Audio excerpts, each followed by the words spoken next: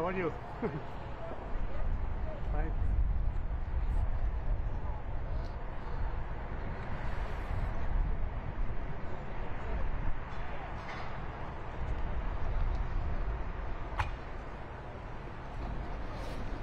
Are you gonna set up here?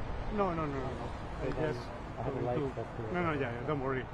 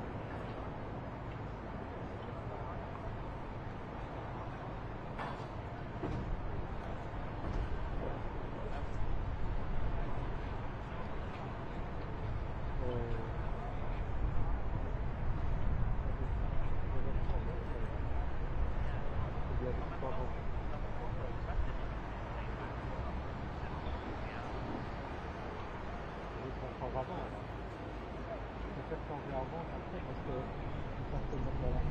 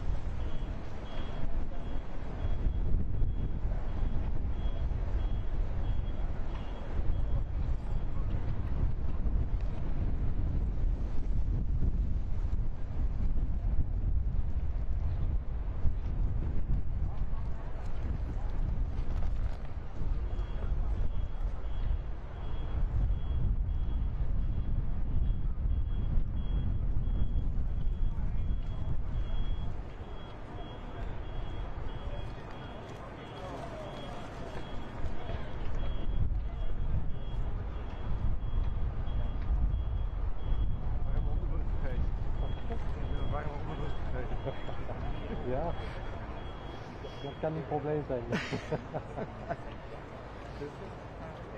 je nog steeds live? Ja.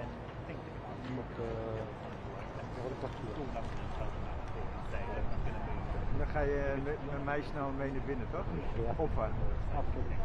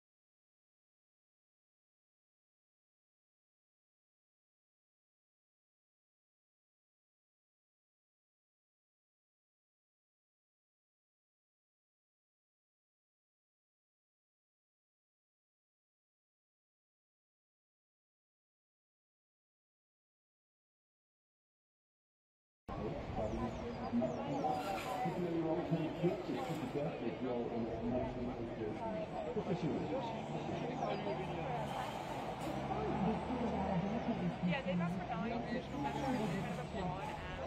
The first one being ceasefire, but then there's a whole bunch of other ones, allowing humanitarian aid, allowing in international observers. Yani bunu yapayım oraya geleyim abi.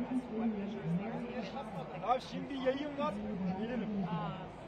And the judges can rule on size issues. They can issue whatever they want. They're not bound by the request of South Africa. You could see, I mean, based on anything, I made the joke the other day, it's an American football, you say, yeah, any given Sunday something can happen. Any given Friday, anything can happen.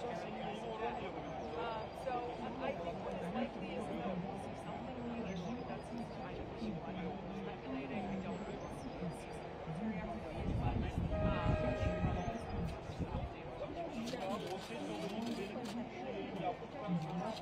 Bakalım. no, this is a court between states. Yeah. On the political side of things, is there a danger or is being politicised? And how hard is it for the judges to immune that external political? Well, I mean, you could bring a case against Hamas here. You could bring a case against Palestine. The problem is that, Israel does not recognize this. You heard Netanyahu say the other day that he was not in a two-state solution. So Israel, I suppose, could bring some access against Palestine, arguing that Hamas is also violating the convention, which, you know, I think the attacks on October 7th were a second unit mistake. I think there is solid arguments about that. I mean, I think there's always this allegation that you know, the courts are being politicized. I think everybody kind of feels that way, and to some degree they're not wrong. But most of these judges are interested in is kind of the strict legal definitions and sort of upholding a very specific treaty that we are here. This is, you know, can sometimes be very nitpicky with details about did they give enough notice, discussion about this dispute in order to qualify it as being a dispute. So it's like that kind of stuff ultimately.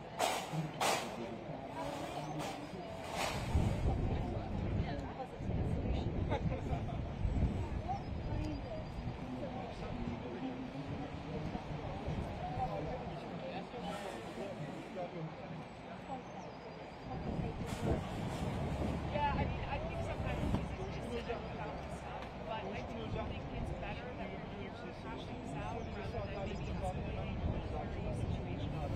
And I do think that we talk to people on the ground. People in South Africa, they really see that this matters, and that it's really important. And yeah, it's important to have a feeling that people are paying attention to this. So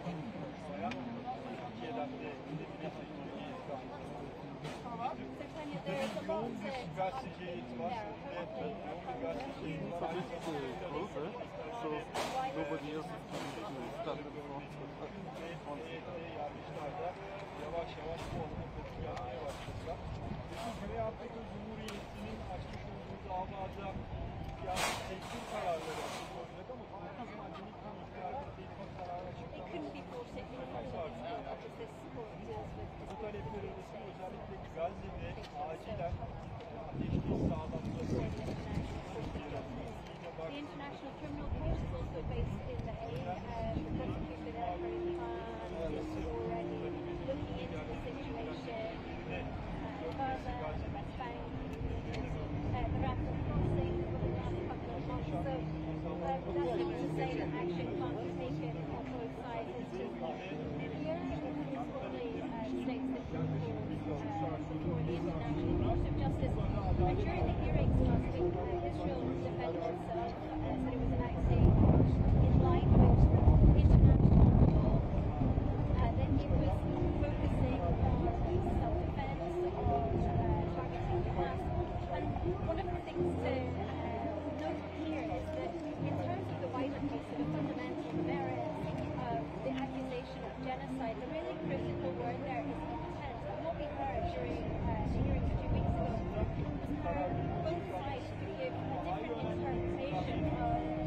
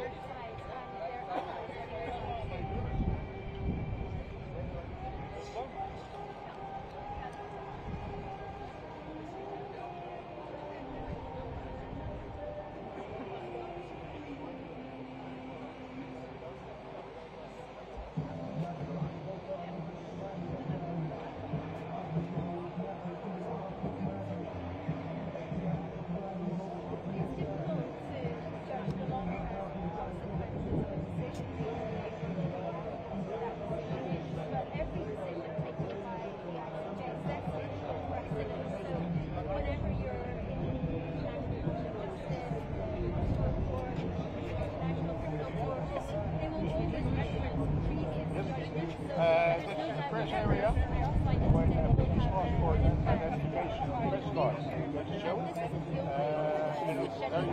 Not at the moment. Not now. When you ask correctly. When you want to do an interview with someone, you stand inside, and the one you have the interview with was outside this area. So you have to stand on the gate.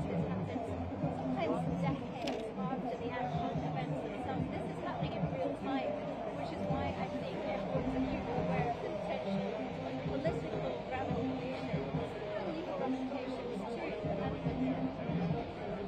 That divide that Ollie was talking about between the global north and south, in court, South Africa's legal team talked about the moral and legal responsibilities for any case. In fact, that applies to all of them as well signatories to the Genocide Convention. They are obliged to ensure that genocide is not committed.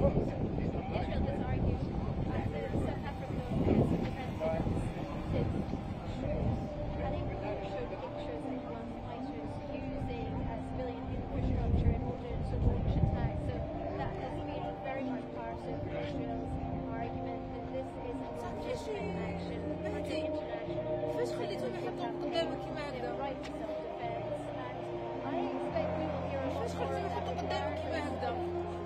even if the judges rule against it. I think to hear that rhetoric stepped up, but what really counts is what will happen behind the scenes and whether that pressure is applied so much that Israel is forced to rework hard to achieve the ceasefire that so many are calling for right now.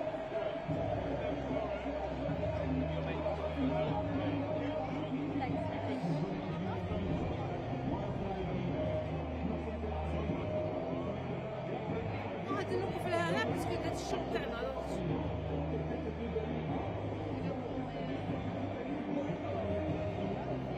هادشي كلها راه كيكفي الشغل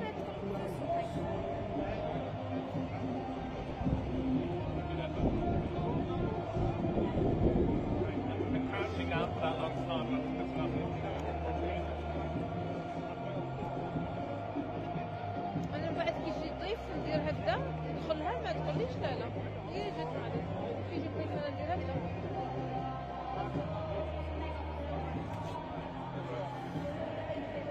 No, it's just to give us 2 minutes.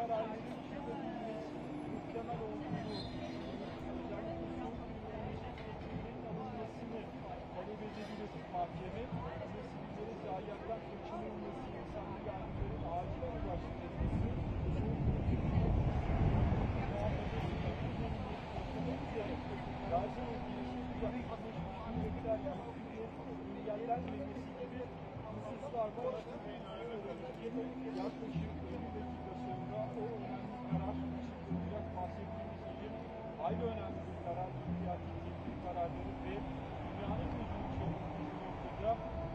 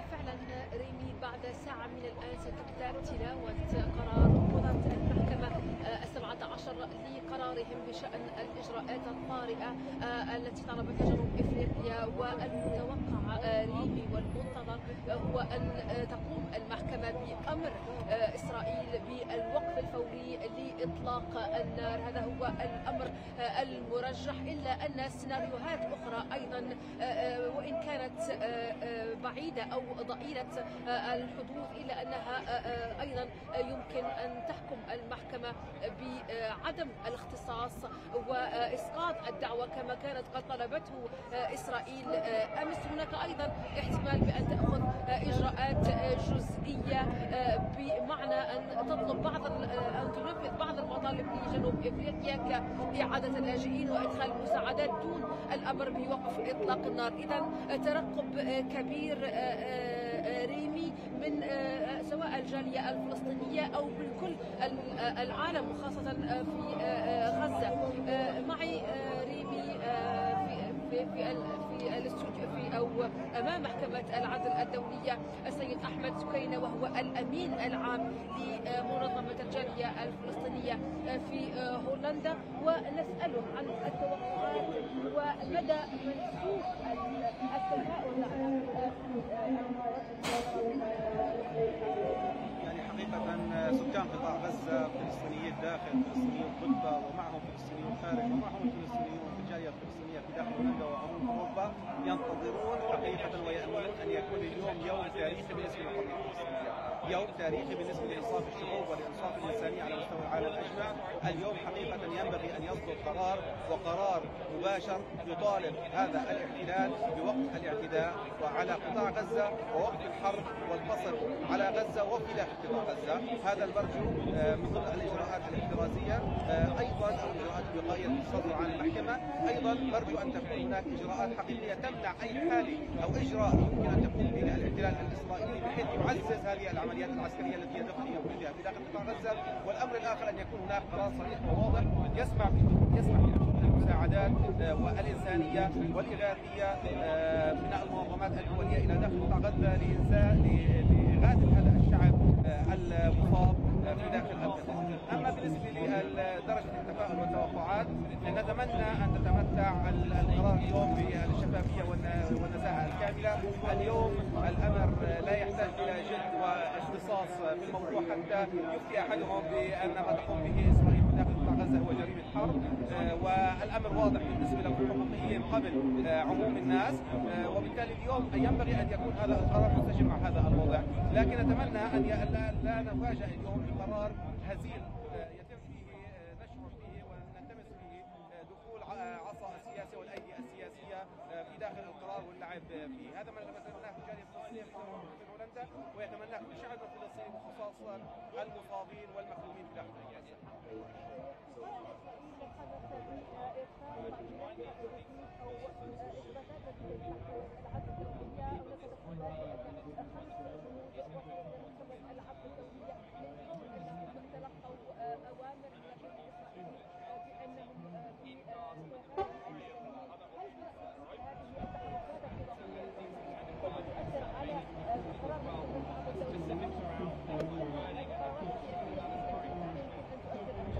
يعني هذا الدور الذي تمارسه إسرائيل اليوم خلال هذا الإجراء هو الذي تعودنا عليه كثيرا. إسرائيل تحاول في كل وقت من الأوقات تزييف الرواية، اللعب على الرواية الكاذبة والمكذوبة، تشويه الحقائق، وهذا مستمر منذ سنوات ولن يختلف كثيرا في هذه المرحلة وفي هذا المكان. اليوم صراحة المحكمة أمام تحدي حقيقي كبير. اليوم هي الهيئة القضائية العليا على مستوى الأمم المتحدة ككل، وبالتالي المرجو أن لا تتأثر بشكل مباشر بالبروباغندا الإسرائيلية التي تحاول التأثير وتحاول تغطية الحقائق وتحاول وضع القناع حقيقة على هذا الوجه الإجرامي الدموي الذي يمارسه الاحتلال في داخل غزة. فنرجو أن لا يؤثر هذا الملف بشيء، وهو لا يتعدى كونه محاولة من المحاولات التي يحاول فيها الاحتلال الإسرائيلي التغطية على جرائمه وخلق مبررات غير قانونية وغير صحيحة وغير إنسانية لما يقوم به من إبادة جماعية في داخل غزة.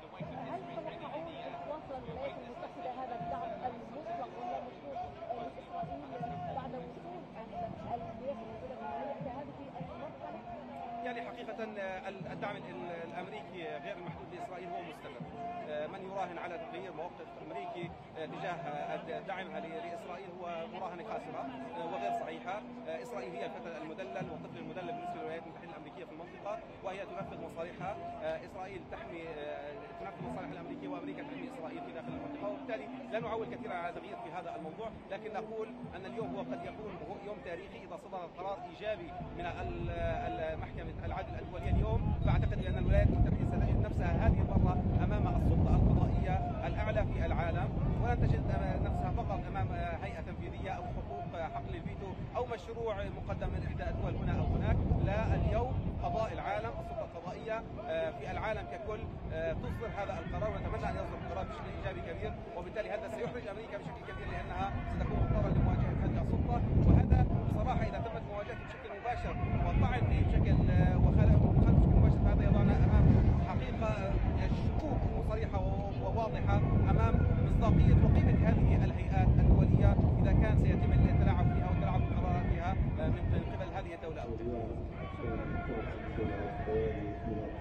إذا ريمي، كما لاحظت أن مخاوف الذين ينتظرون هذا القرار هي متعلقة أكثر بالضغوطات السياسية التي يمكن أن تمارسها الولايات المتحدة وإسرائيل، كما يعتبرون أيضا أن أي قرار ممكن أن تتخذه محكمة العدل الدولية هو بمثابة اختبار للهيئات العالمية في النظام العالمي الحالي. إذا سيتزامن ريمي المباشر القادم لنا في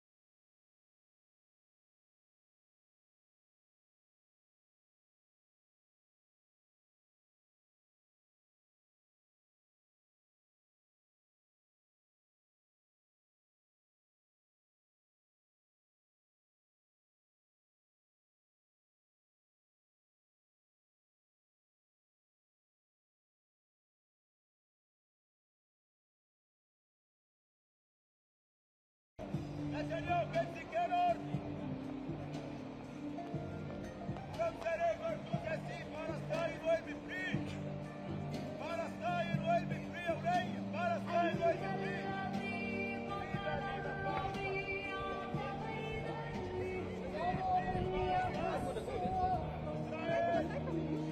Israel get together. Netanyahu get together. Israel!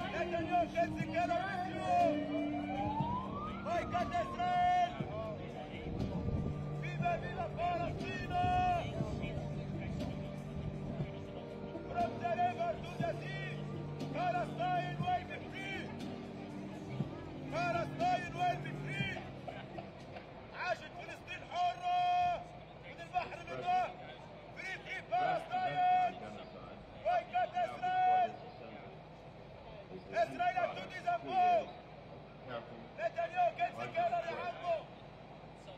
You'll be recalled that in December 1964, the General Assembly, by unanimous vote, affirmed that genocide was which the civilized world condemned, therefore the Commission placed principles and accomplishments of punishment. The unanimous vote of the General Assembly on this matter in itself reflected the determination of the peoples of the United Nations, whatever their race, creed, or nationality, to assure that the barbarism which had so recently shocked the countries of mankind would never again take place.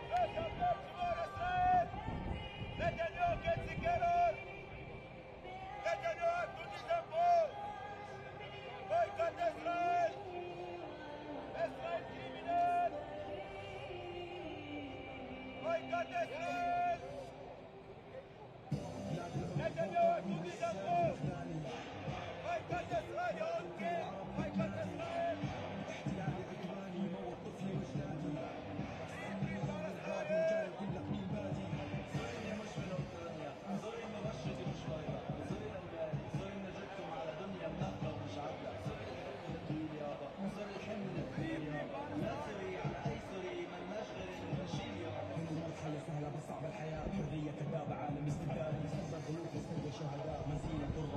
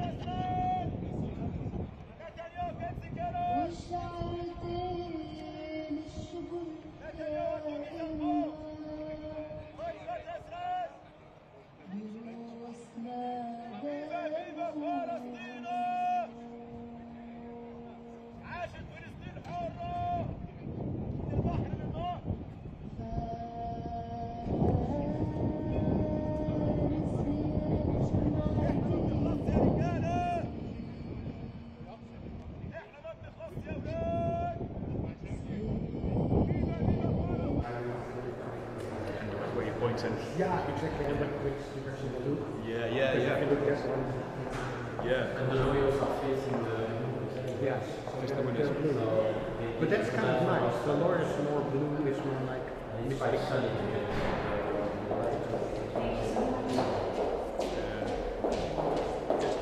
Let's go home. Fix one in post. Oh, you're ready for the other room. Yeah, I think it's only.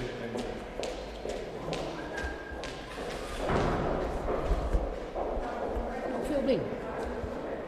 Kwamen net hier. Zijn vrienden stellen. Oh.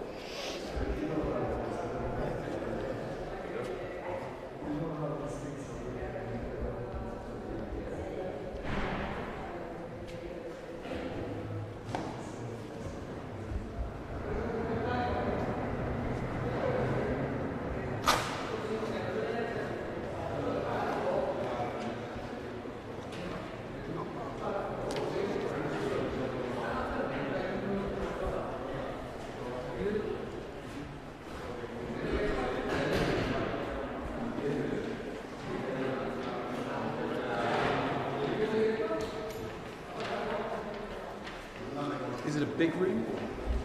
Yeah. There'll be enough space for everyone to get the shot from coming in. Good.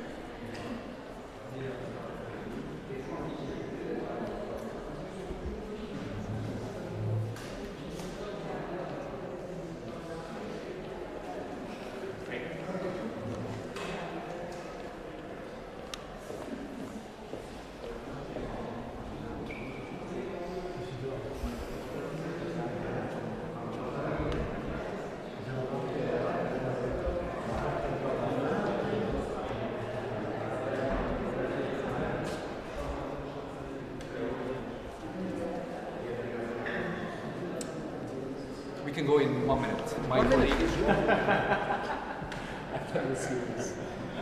If we can just. Ja. Staat de kap alsjeblieft. Ja, kan even.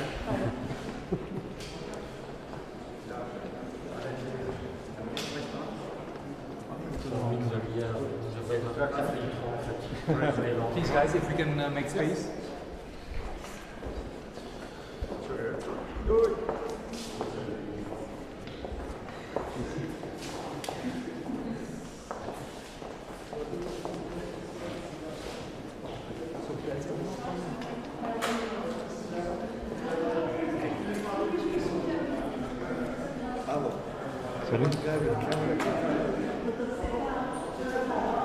I think he's going outside. Okay, I think everyone's here. We can proceed.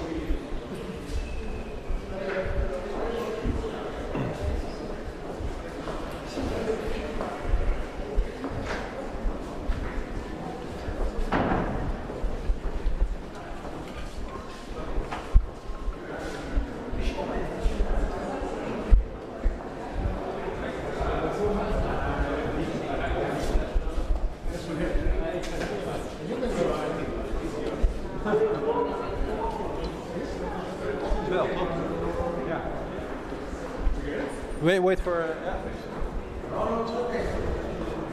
Just 1 sec. The gate is open. Yeah.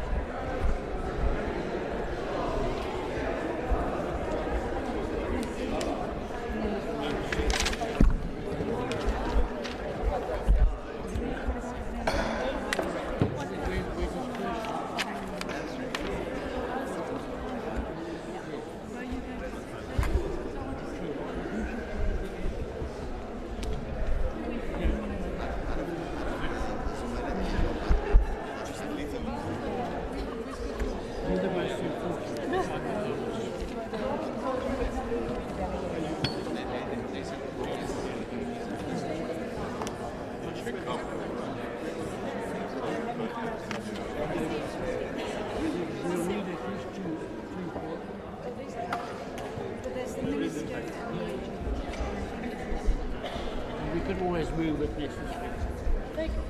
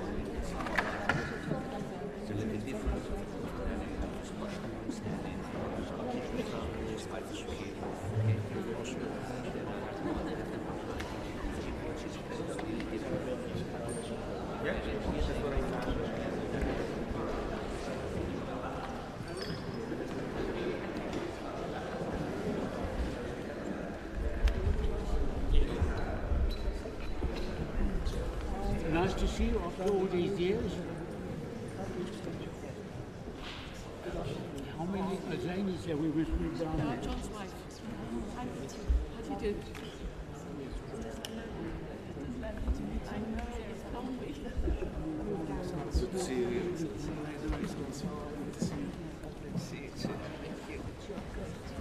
Zane, were you sitting up front? Yeah. Yes. No, they're moving something. Yes. And now I'm not sitting behind you. No, that's right. And you made it all happen. No, but I'm looking after you. Thank you. You sure?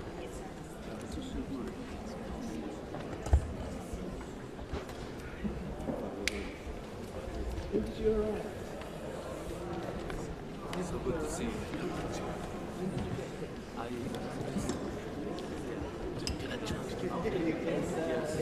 New York is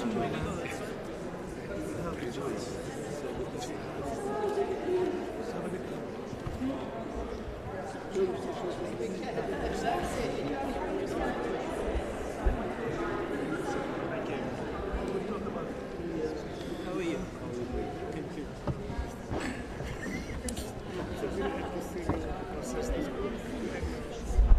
Yeah, not a thing that was finished. Printing. But we'll see you.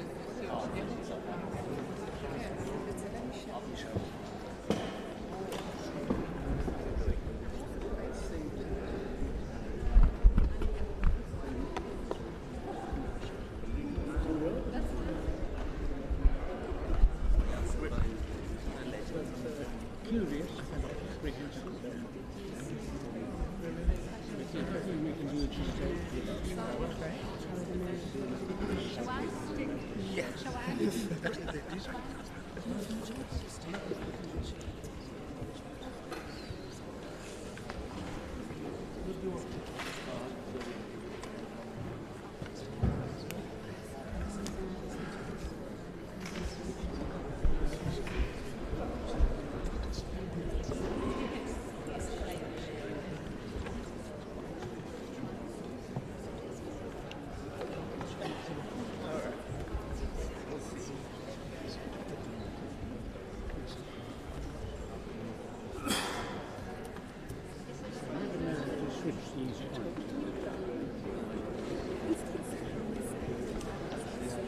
Yes, but I haven't given him a clue. Down.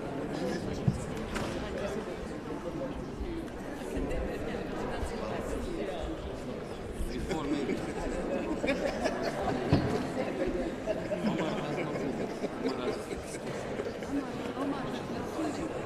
Yes.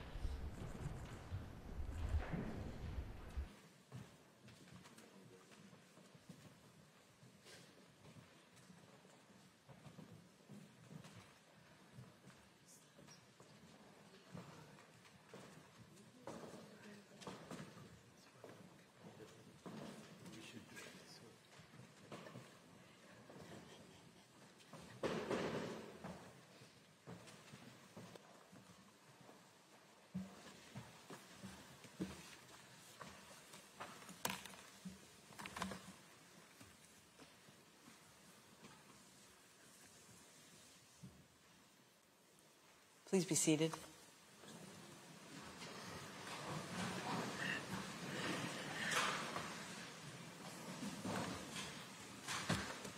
The sitting is open. The court meets today to deliver in open court its decision on the request for indication of provisional measures submitted by South Africa in the case concerning application of the Convention on the Prevention and Punishment of the Crime of Genocide in the Gaza Strip, South Africa versus Israel. Judge Robinson, who duly participated in both the deliberation and the final vote, is, for reasons made known to me, unable to take his seat on the bench today. I would like to welcome the eminent representatives of the Republic of South Africa and the State of Israel who are in the Great Hall of Justice today. In particular, I recognize the presence of Her Excellency, Ms. Naledi Pandor, Minister of International Relations and Cooperation of the Republic of South Africa. I recall that on 29 December 2023, South Africa filed in the registry of the court an application instituting proceedings against Israel concerning alleged violations in the Gaza Strip of obligations under the Convention on the Prevention and Punishment of the Crime of Genocide, to which I shall refer as the Genocide Convention or the Convention. The application of South Africa contained a request for the indication of provisional measures submitted with reference to Article 41 of the statute and to Articles 73, 74, and 75 of the Rules of Court. In accordance with the usual practice, I shall not read the introductory paragraphs of the order which set out the procedural history of the case. I shall also omit or summarize some other paragraphs. I shall therefore begin the reading of the order at paragraph 13.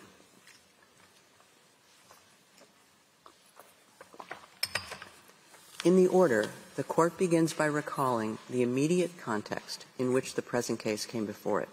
It observes that on 7 October 2023, Hamas and other armed groups present in the Gaza Strip carried out an attack in Israel, killing more than 1,200 persons, injuring thousands, and abducting some 240 people, many of whom continue to be held hostage. Following this attack, Israel launched a large-scale military operation in Gaza by land, air, and sea, which is causing massive civilian casualties, extensive destruction of civilian infrastructure, and the displacement of the overwhelming majority of the population in Gaza. The Court is acutely aware of the extent of the human tragedy that is unfolding in the region and is deeply concerned about the continuing loss of life and human suffering. The ongoing conflict in Gaza has been addressed in the framework of several organs and specialized agencies of the United Nations. In particular, reservations have been adopted by the General Assembly and the Security Council of the United Nations, referring to many aspects of the conflict. The scope of the present case submitted to the Court, however, is limited, as South Africa has instituted these proceedings under the Genocide Convention. The Court then turns to the conditions needed to be fulfilled in order for it to indicate provisional measures. With respect to the question of prima facie jurisdiction, the Court observes that it may indicate provisional measures only if the provisions relied on by the applicant appear prima facie to afford a basis on which its jurisdiction could be founded, but it need not satisfy itself in a definitive manner that it has jurisdiction as regards the merits of the case. In the present case, South Africa seeks to found the jurisdiction of the Court on Article 36, Paragraph 1 of the Statute of the Court and on Article 9 of the Genocide Convention. The Court must therefore first determine whether those provisions prima facie confer upon it jurisdiction to rule on the merits of the case, enabling it, if the other necessary conditions are fulfilled, to indicate provisional measures. Article 9 of the Genocide Convention provides, I quote, "Disputes between the contracting parties relating to the interpretation, application, or fulfillment of the present convention, including those relating to the responsibility of a state for genocide or for any of the other acts enumerated in Article 3, shall be submitted to the International Court of Justice at the request of any of the parties to the dispute." End of quote. South Africa and Israel are both parties to the Genocide Convention, and neither of them has entered a reservation to Article 9 or any other provision of the Convention. The Court then recalls that Article 9 of the Genocide Convention makes its jurisdiction conditional on the existence of a dispute relating to the interpretation, application, or fulfillment of the Convention. A dispute is a disagreement on a point of law or fact, a conflict of legal views or of interest between parties. In order for a dispute to exist, it must be shown that the claim of one party is positively opposed by the other. The two sides must hold clearly opposite views concerning the question of the performance or non-performance of certain international obligations.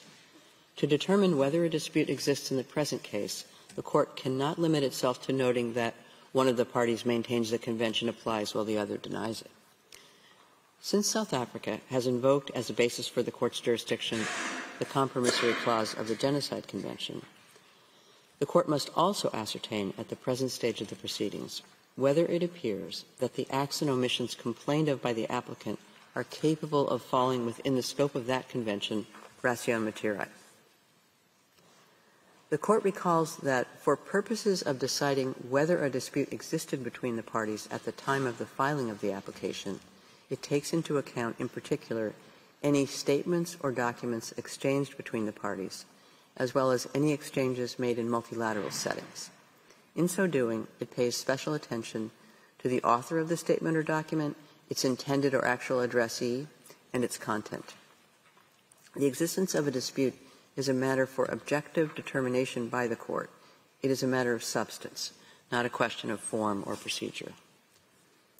The Court notes that South Africa issued public statements in various multilateral and bilateral settings in which it expressed its view that, in light of the nature, scope, and extent of Israel's military operations in Gaza, Israel's actions amounted to violations of its obligations under the Genocide Convention. For instance, at the resumed 10th Emergency Special Session of the United Nations General Assembly on 12 December 2023, at which Israel was represented, the South African representative to the United Nations stated that, I quote, "The events of the past 6 weeks in Gaza have illustrated that Israel is acting contrary to its obligations in terms of the Genocide Convention." End of quote. South Africa recalled this statement in its note verbal of 21 December 2023 to the Embassy of Israel in Pretoria. The Court notes that Israel dismissed any accusation of genocide in the context of the conflict in Gaza in a document published by the Israeli Ministry of Foreign Affairs on 6 December 2023, which was subsequently updated and reproduced on the website of the Israel Defense Forces on 15 December 2023 under the title, "The War Against Hamas, Answering Your Most Pressing Questions," stating that, I quote, "The accusation of genocide against Israel is not only wholly unfounded as a matter of fact and law, it is morally repugnant." End of quote. In the document, Israel also stated that, I quote, "The accusation of genocide is not just legally and factually incoherent, it is obscene, and that there was no valid basis in fact or law for the outrageous charge of genocide." End of quote.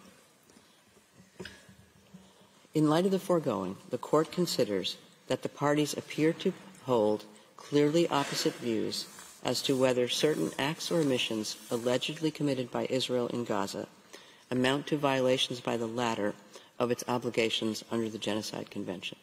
The Court finds that the aforementioned elements are sufficient at this stage to establish prima facie the existence of a dispute between the parties relating to the interpretation, application, or fulfillment of the Genocide Convention. As to whether the acts and omissions complained of by the applicant appear to be capable of falling within the provisions of the Genocide Convention, the Court recalls that South Africa considers Israel to be responsible for committing genocide in Gaza and for failing to prevent and punish genocidal acts. South Africa contends that Israel has also violated other obligations under the Genocide Convention, including those concerning conspiracy to commit genocide, direct and public incitement to genocide, attempted genocide, and complicity in genocide. At the present stage of the proceedings, the Court is not required to ascertain whether any violations of Israel's obligations under the Genocide Convention have occurred. Such a finding could only be made by the Court at the stage of the examination of the merits of the present case. At the stage of making an order on the request for an indication of provisional measures, the Court's task is to establish whether the acts and omissions complained of by the applicant appear to be capable of falling within the provisions of the Genocide Convention. In the Court's view, at least some of the acts and omissions alleged by South Africa to have been committed by Israel in Gaza appear to be capable of falling within the provisions of the Convention.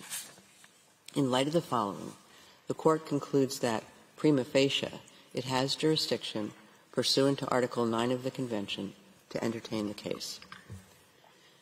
Given this conclusion, the Court considers that it cannot accede to Israel's request that the case be removed from the general list. The Court turns next to the question of standing of South Africa. Court notes that the respondent did not challenge the standing of the applicant in the present proceedings. In the case concerning application of the Convention on the Prevention and Punishment of the Crime of Genocide, the Gambia v. Myanmar, where Article 9 of the Genocide Convention was also invoked, the Court observed that all states parties to the Convention have a common interest to ensure the prevention, suppression, and punishment of genocide by committing themselves to fulfilling the obligations contained in the Convention.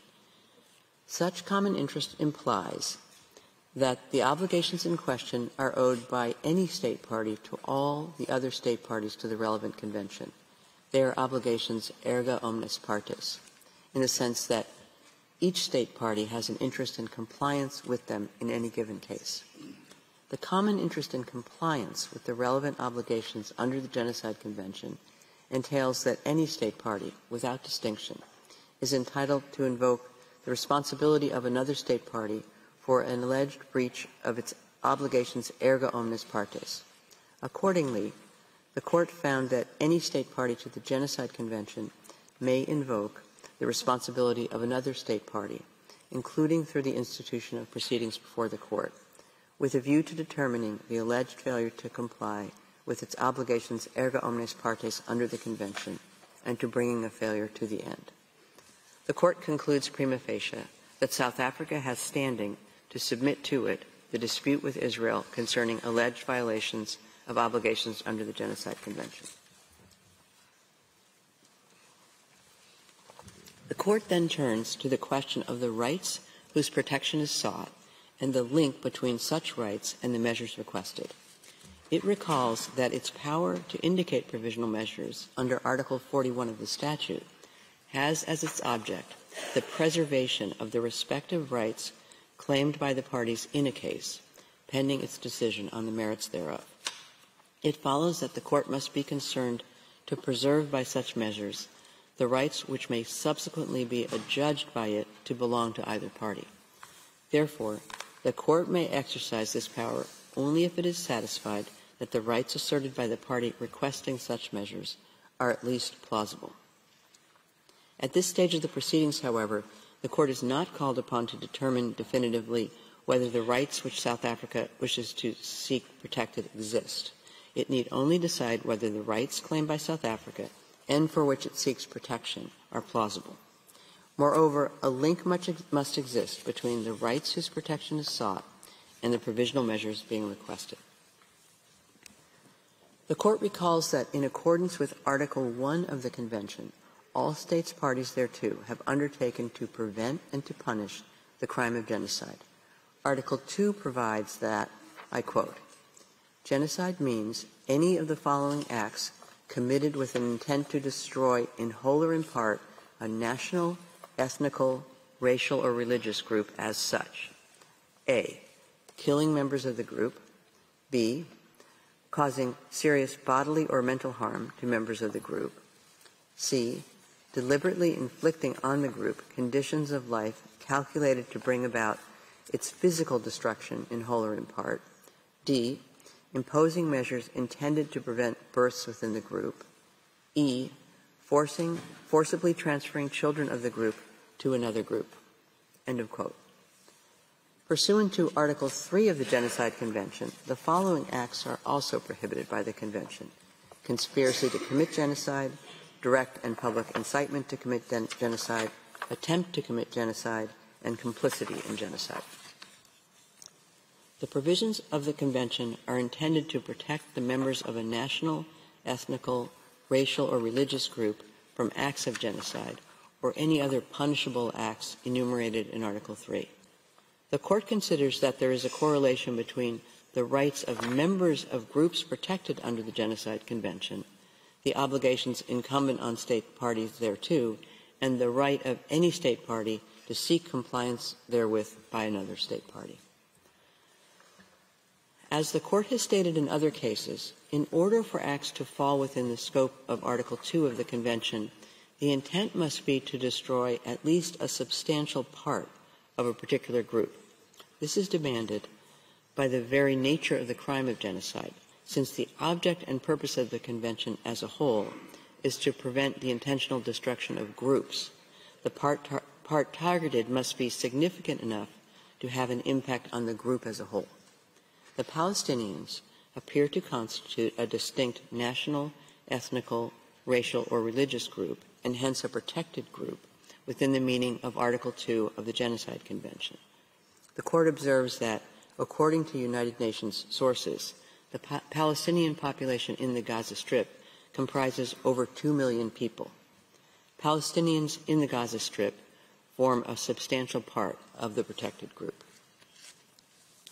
The Court notes that the military operation being conducted by Israel following the attack of 7 October 2023 has resulted in a large number of deaths and injuries, as well as massive destruction of homes, the forcible displacement of the vast majority of the population, and extensive damage to civilian infrastructure.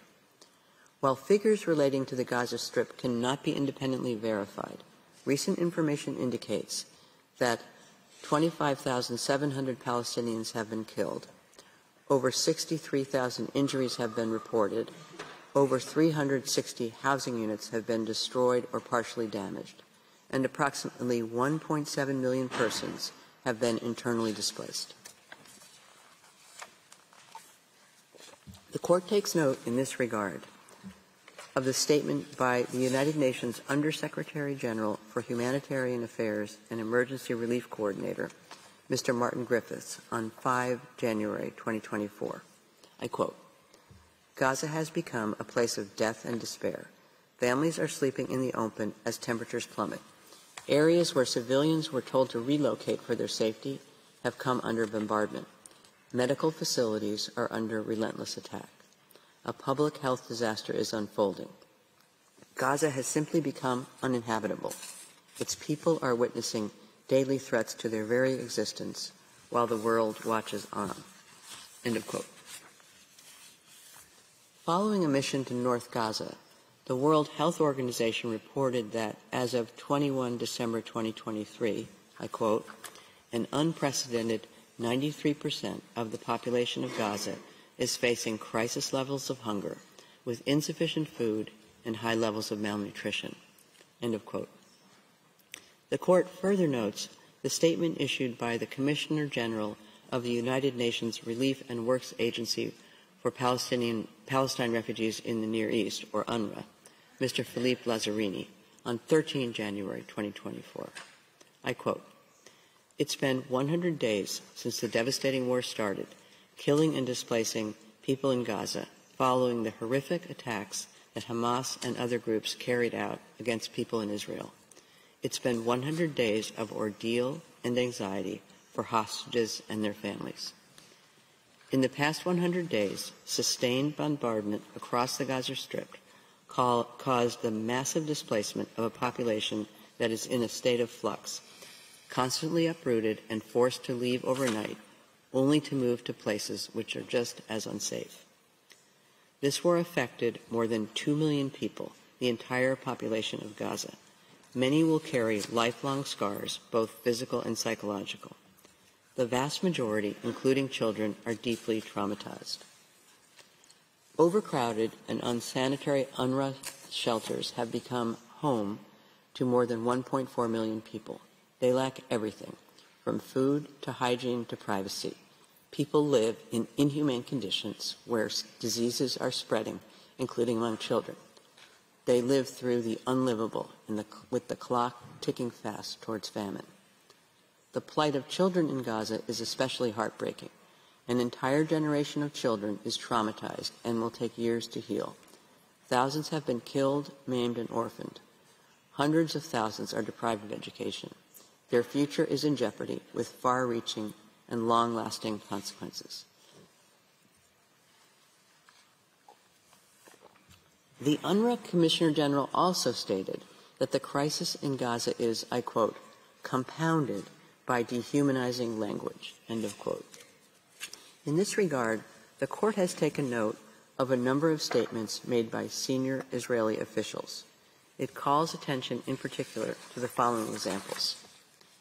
On 9 October 2023, Mr. Yoav Gallant, Defense Minister of Israel, announced that he had ordered a complete siege of Gaza City, and then that there would be no electricity, no food, no fuel, and that everything was closed. On the following day, Minister Gallant stated, speaking to Israeli troops on the Gaza border, I quote, "I have released all restraints. You saw what we are fighting against. We are fighting human animals. This is the ISIS of Gaza. This is what we are fighting against. Gaza won't return to what it was before. There will be no Hamas. We will eliminate everything. If it doesn't take one day, it will take a week, it will take weeks or even months. We will reach all places." End of quote.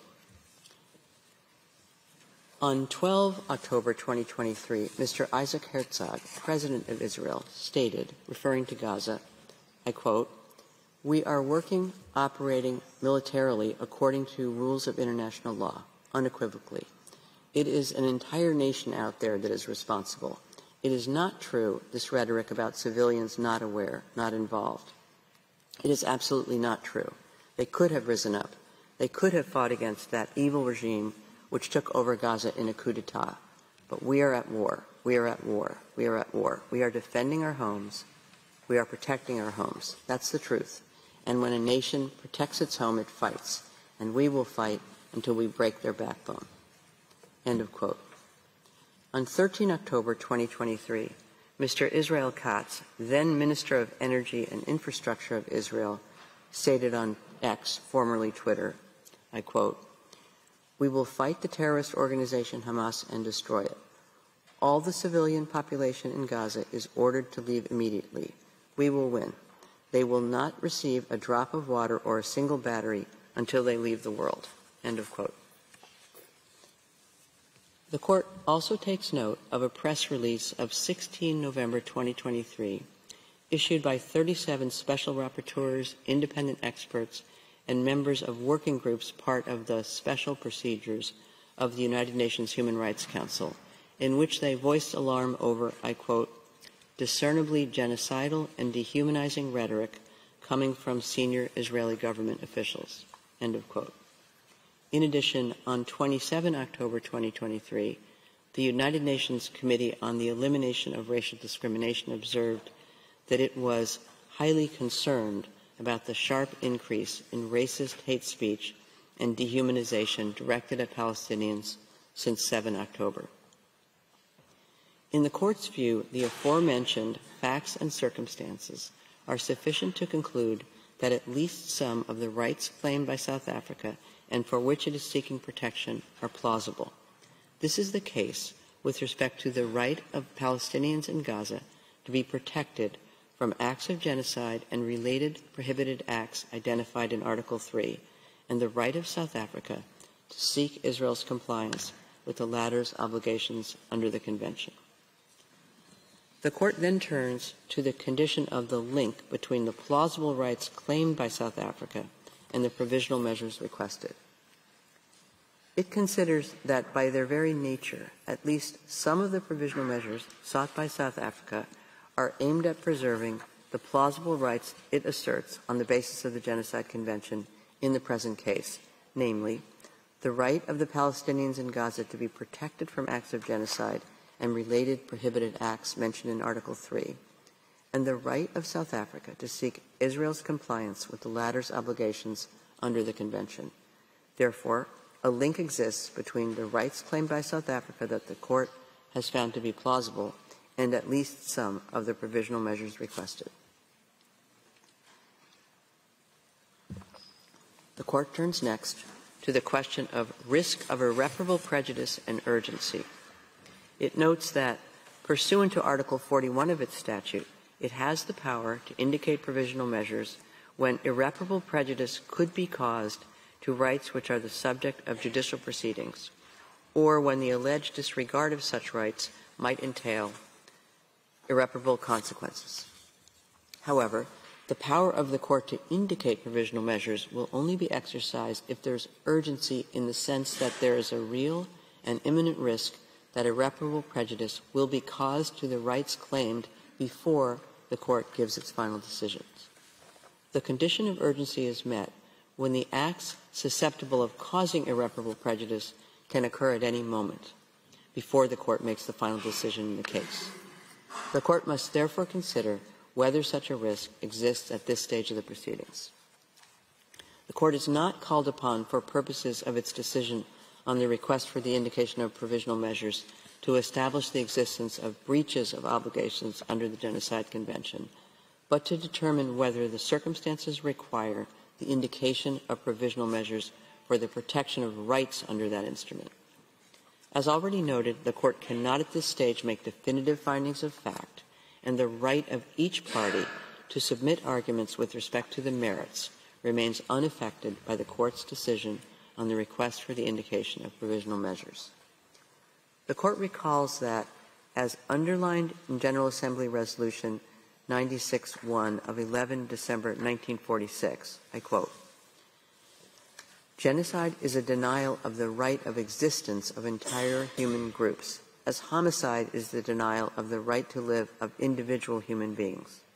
Such denial of the right of existence shocks the conscience of mankind, results in great losses to humanity in the form of cultural and other contributions represented by these human groups, and is contrary to moral law and to the spirit and aims of the United Nations." End of quote. In view of the fundamental values sought to be protected by the Genocide Convention, the Court considers that the plausible rights in question in this proceeding, namely, the right of Palestinians in the Gaza Strip to be protected from acts of genocide and related prohibited acts identified in Article 3 of the Genocide Convention, and the right of South Africa to seek Israel's compliance with the latter's obligation under the Convention, are of such a nature that prejudice to them is capable of causing irreparable harm.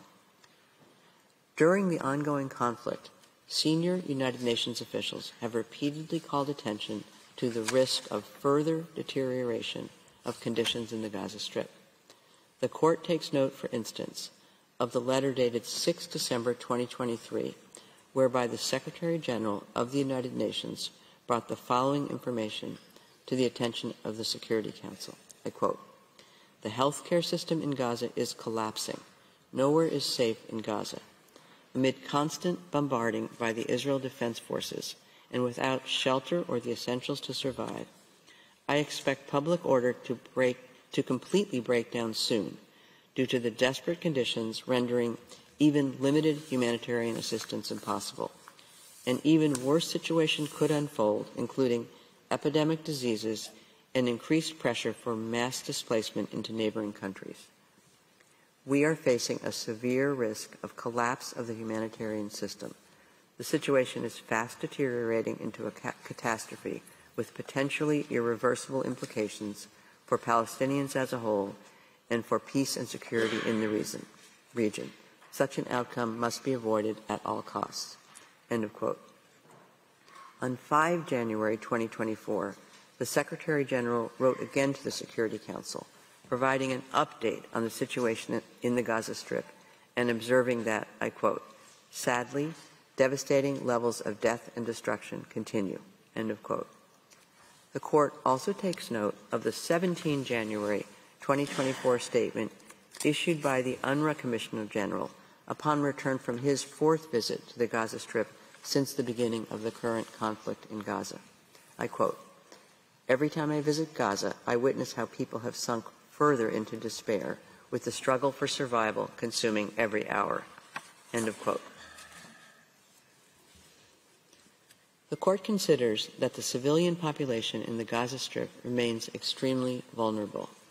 It recalls that the military operation conducted by Israel after 7 October 2023 has resulted inter alia in tens of thousands of deaths and injuries and the destruction of homes, schools, medical facilities, and other vital infrastructure, as well as displacement on a massive scale. The court notes that the operation is ongoing and that the Prime Minister of Israel announced on 18 January 2024 that the war, I quote, "will take many more long months." End of quote. At present, many Palestinians in the Gaza Strip have no access to the most basic foodstuffs, potable water, electricity, essential medicines, or heating. The World Health Organization has estimated that 15% of the women giving birth in Gaza Strip are likely to experience complications and indicates that maternal and newborn death rates are expected to increase due to the lack of access to medical care. In these circumstances, the court considers that the catastrophic humanitarian situation in the Gaza Strip is at serious risk of deteriorating further before the court renders its final judgment.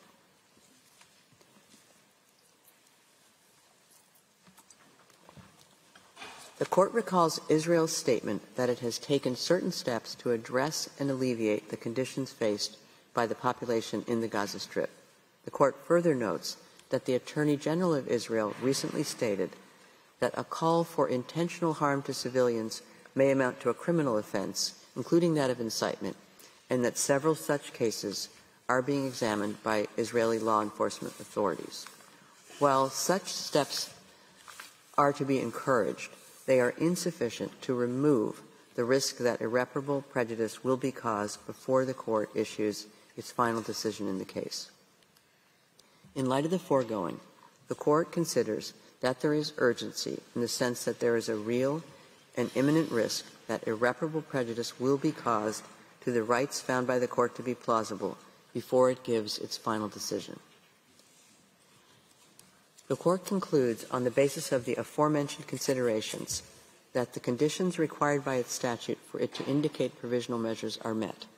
It is therefore necessary, pending its final decision, for the court to indicate certain measures in order to protect the rights claimed by South Africa that the court has found to be plausible. The court recalls that it has the power under its statute, when a request for provisional measures has been made, to indicate measures that are in whole or in part other than those requested. In the present case, having considered the terms of the provisional measures requested by South Africa and the circumstances of the case, the court finds that the measures indicated need not be identical to those requested.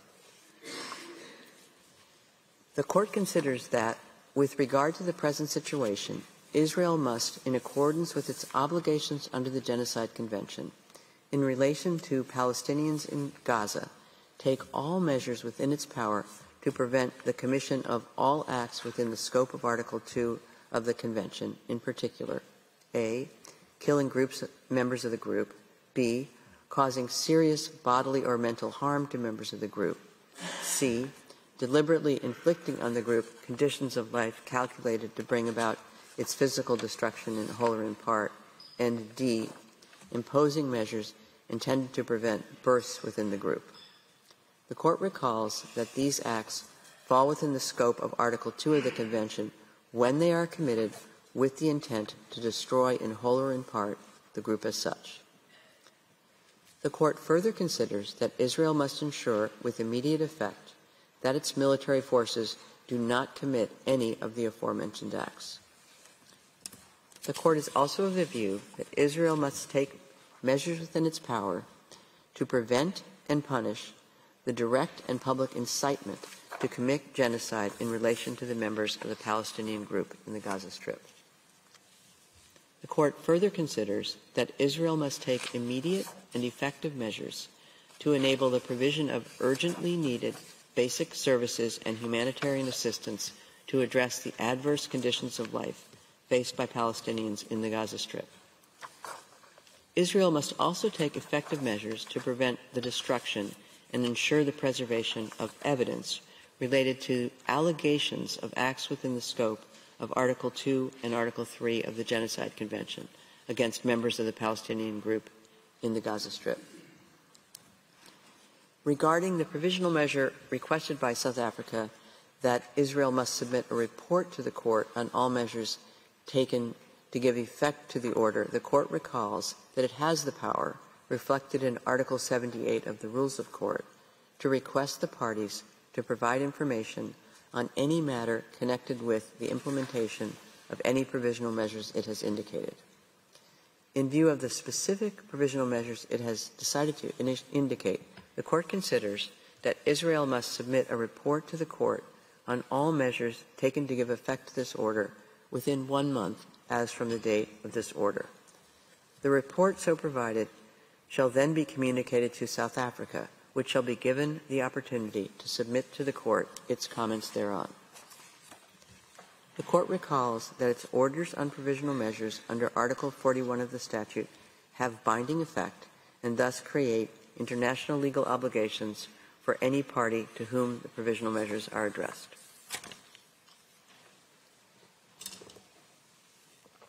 The Court reaffirms that the decision given in the present proceedings in no way prejudges the question of the jurisdiction of the Court to deal with the merits of the case or any questions related to the admissibility of the application or to the merits themselves. It leaves unaffected the right of the governments of the Republic of South Africa and the State of Israel to submit arguments in respect of these questions. The order then states that the Court deems it necessary to emphasize that all parties to the conflict in the Gaza Strip are bound by international humanitarian law. It is gravely concerned about the fate of the hostages abducted during the attack in Israel on 7 October 2023 and held since then by Hamas and other armed groups, and calls for their immediate and unconditional release. I shall now read out the operative part of the order. For these reasons, the Court indicates the following provisional measures. 1. By 15 votes to 2, the State of Israel shall, in accordance with its obligations under the Convention on the Prevention and Punishment of the Crime of Genocide in relation to the Palestinians in Gaza, take all measures within its power to prevent the commission of all acts within the scope of Article 2 of the Convention, in particular, A, killing members of the group, B, causing serious bodily or mental harm to members of the group, C, deliberately inflicting on the group conditions of life calculated to bring about its physical destruction in whole or in part, and D, imposing measures intended to prevent births within the group. In favor, President Donahue, Vice President Gevorgian, Judges Tomka, Abraham, Benuna, Yusuf, Shway, Bandari, Robinson, Salam, Iwasawa, Nolte, Charlesworth, Brandt, Judge Ad hoc Moseneke. Against, Judge Sebatinde, Judge Ad hoc Barak. By 15 votes to 2, the State of Israel shall ensure, with immediate effect, that its military does not commit any acts described in point 1 above. In favor, President Donahue, Vice President Gevorgian, Judges Tomka, Abraham, Benuna, Yusuf, Shway, Bandari, Robinson, Salam, Iwasawa, Nolte, Charlesworth, Brandt, Judge Ad hoc Moseneke. Against, Judge Sebatinde, Judge Ad hoc Barak. By 16 votes to 1, the State of Israel shall take all measures within its power to prevent and punish the direct and public incitement to commit genocide in relation to members of the Palestinian group in the Gaza Strip. In favor, President Donahue, Vice President Gevorgian, Judges Tomka, Abraham, Benuna, Yusuf, Shway, Bandari, Robinson, Salam, Iwasawa, Nolte, Charlesworth, Brandt, Judges Ad hoc Barak, Moseneke. Against, Judge Sebutinde. By 16 votes to 1, the State of Israel shall take immediate and effective measures to ensure the provision of urgently needed basic services and humanitarian assistance to address the adverse conditions of life faced by Palestinians in the Gaza Strip. In favor, President Donahue, Vice President Gevorgian, Judges Tomka, Abraham, Benuna, Youssef, Shway, Bandari, Robinson, Salam, Iwasawa, Nolte, Charlesworth, Brandt, Judges ad hoc Barak, Moseneke. Against, Judge Sebutinde. By 15 votes to 2, the State of Israel shall take effective measures to prevent the destruction and ensure the preservation of evidence related to allegations of acts within the scope of Article 2 and Article 3 of the Convention on the Prevention and Punishment of the Crime of Genocide against members of the Palestinian group in the Gaza Strip. In favor, President Donahue, Vice President Gevorgian, Judges Tomka, Abraham, Benuna, Youssef, Shway, Bandari, Robinson, Salam, Iwasawa, Nolte, Charlesworth, Brandt, Judge ad hoc Moseneke. Against, Judge Sebutinde, Judge ad hoc Barak. By 15 votes to 2, the State of Israel shall submit a report to the court on all measures taken to give effect to this order within 1 month as from the date of the order. In favor, President Donahue, Vice President Gevorgian, Judges Tomka, Abraham, Benuna, Youssef, Shway, Bandari, Robinson, Salam, Iwasawa, Nolte, Charlesworth, Brandt, Judge ad hoc Moseneke. Against, Judge Sebutinde, Judge ad hoc Barak. I shall now call upon the Registrar to read the operative part of the order in French. Par ces motifs, la Cour indique les mesures conservatoires suivantes. 1. Par 15 voix contre 2, l'État d'Israël doit, conformément aux obligations lui incombant au titre de la Convention pour la prévention et la répression du crime de génocide, prendre toutes les mesures en son pouvoir pour prévenir la commission, à l'encontre des Palestiniens de Gaza, de tout acte entrant dans le champ d'application de l'article 2 de la Convention, en particulier les actes suivants. A. Meurtre de membres du groupe. B. Atteinte grave à l'intégrité physique ou mentale de membres du groupe. C. Soumission intentionnelle du groupe à des conditions d'existence devant entraîner sa destruction physique totale ou partielle. Et D. Mesures visant à entraver les naissances au sein du groupe. Pour Madame Donoghue, présidente, Monsieur Gevorgian, vice-président, Messieurs Tomka, Abraham, Benuna, Youssouf, Madame Choué, Messieurs Bandari, Robinson, Salam, Iwasawa, Nolte, Madame Charlesworth, Monsieur Brand, juge, Monsieur Moseneke, juge ad hoc. Contre, Madame Sebutinde, juge, Monsieur Barak, juge ad hoc. 2. Par 15 voix contre 2, l'État d'Israël doit veiller avec effet immédiat à ce que son armée ne commette aucun des actes visés au point 1 ci-dessus. Pour Madame Donoghue, présidente, Monsieur Gevorgian, vice-président, Messieurs Tomka, Abraham, Benuna, Youssouf, Madame Choué, Messieurs Bandari, Robinson, Salam, Iwasawa, Nolte, Madame Charlesworth, Monsieur Brand, juge, Monsieur Moseneke, juge ad hoc. Contre, Madame Sebutinde, juge, Monsieur Barak, juge ad hoc. 3. Par 16 voix contre 1, l'État d'Israël doit prendre toutes les mesures en son pouvoir pour prévenir et punir l'incitation directe et publique à commettre le génocide à l'encontre des membres du groupe des Palestiniens de la bande de Gaza. Pour Madame Donoghue, présidente, Monsieur Gevorgian, vice-président, Messieurs Tomka, Abraham, Benuna, Youssouf, Madame Choué, Messieurs Bandari, Robinson, Salam, Iwasawa, Nolte, Madame Charlesworth, Monsieur Brand, juge, Messieurs Barak, Moseneke, juge ad hoc, contre Madame Sebutinde, juge. 4.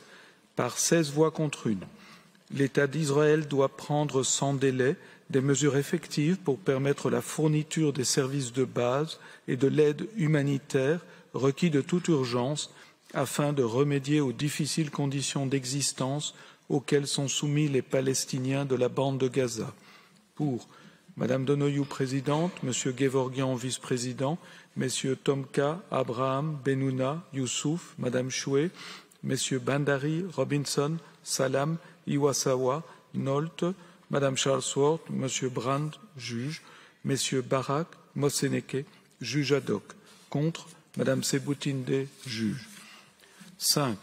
Par 15 voix contre 2, l'État d'Israël doit prendre des mesures effectives pour prévenir la destruction et assurer la conservation des éléments de preuve relatifs aux allégations d'actes entrant dans le champ d'application des articles 2 et 3 de la Convention pour la prévention et la répression du crime de génocide commis contre les membres du groupe des Palestiniens de la bande de Gaza.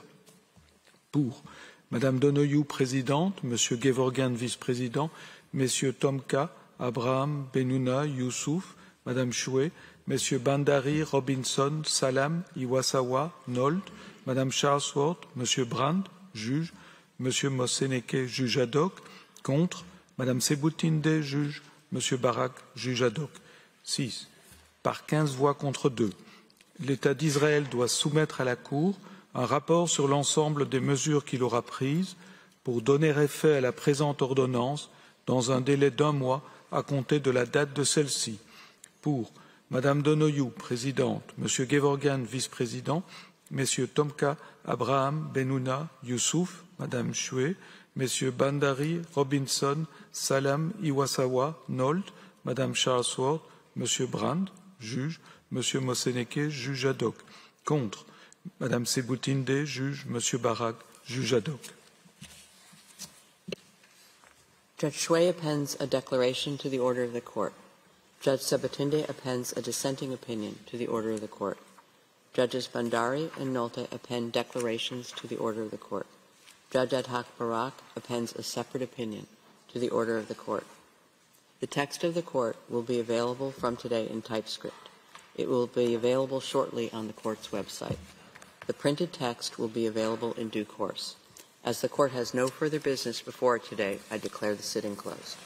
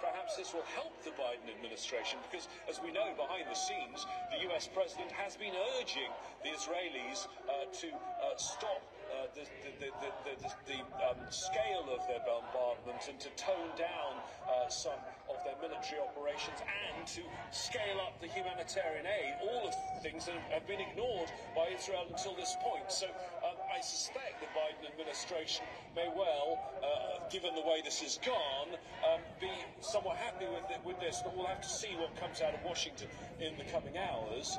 And of course, it's not just the US. When you look at the international landscape, most of the international community is now believing in the idea that there should be an immediate ceasefire. Yes, there are some European countries too that support Israel's right to self-defense, but notable ones among those are the UK and Germany, who keep talking rather confusing language about the need for a sustainable ceasefire. What do they mean by that? When you get into the details, they mean a ceasefire that can be sustained once Hamas has been defeated. So in effect, it's no different from the US, or for that matter, the Israeli position. All right, James, getting there for the moment. James Bay's at The Hague there. Let's cross to the heart of it all, to southern Gaza, to Rafah. Our correspondent, Hani Mahmoud, joins us from there. Hani, people were waiting in anticipation for these rulings, not the clear-cut call for a ceasefire that South Africa and Palestinians and their supporters wanted.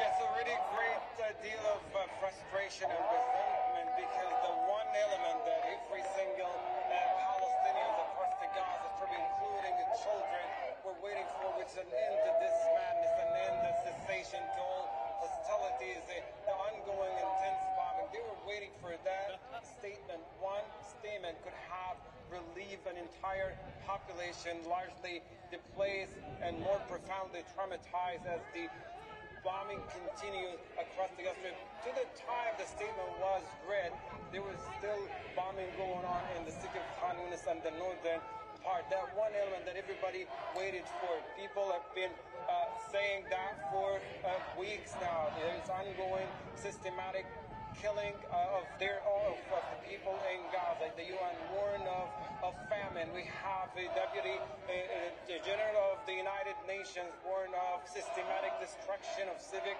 institutions and this systematic destruction of every means of life, turning Gaza into an uninhabitable place and forcing people into expulsion.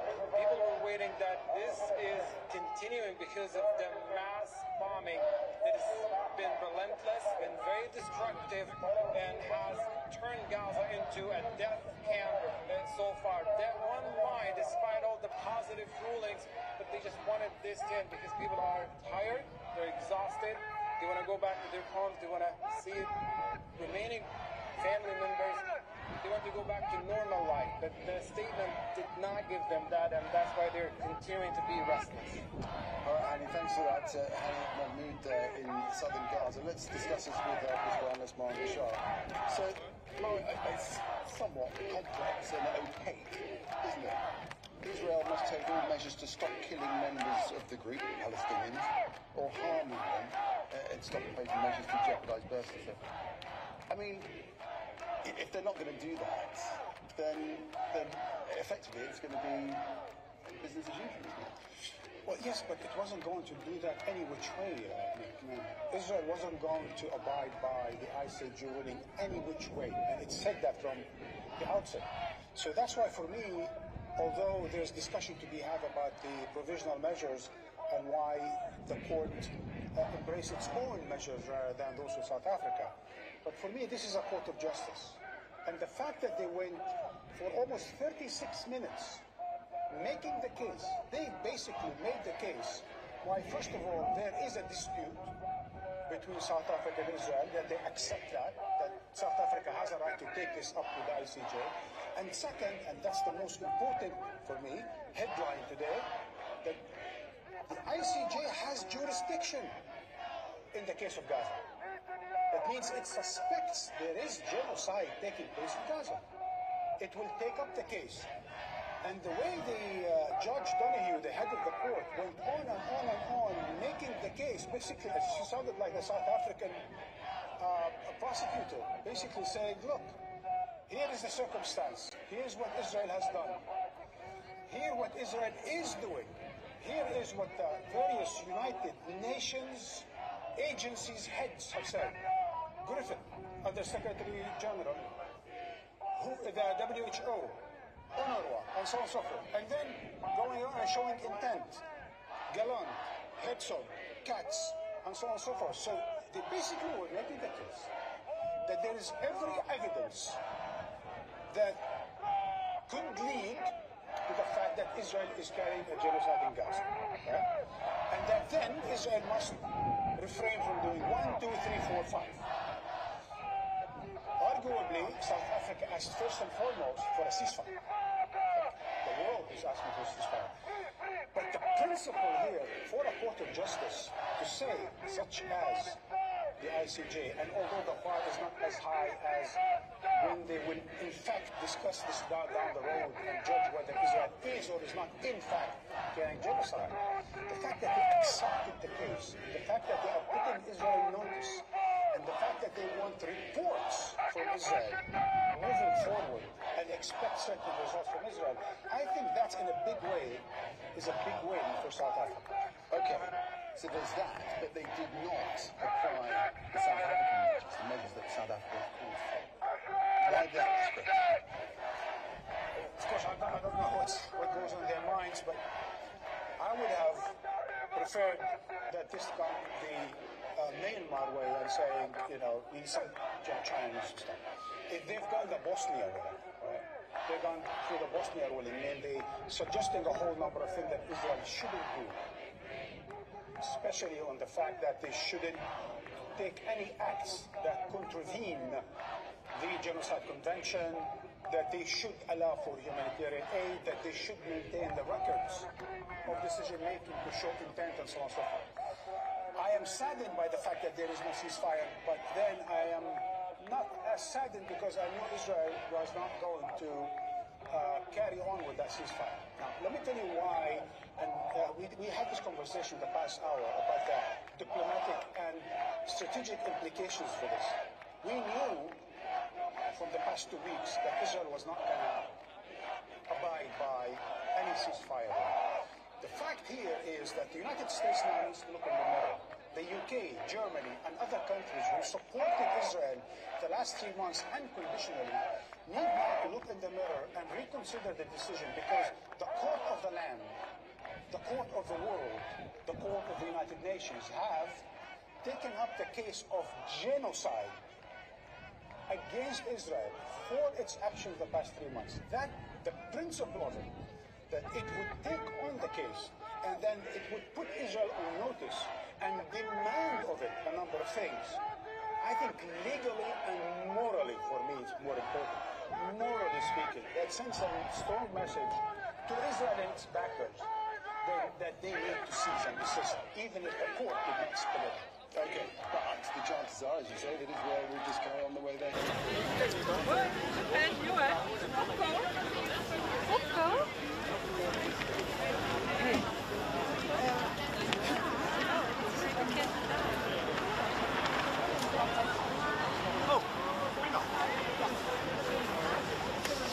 Ben je in de auto?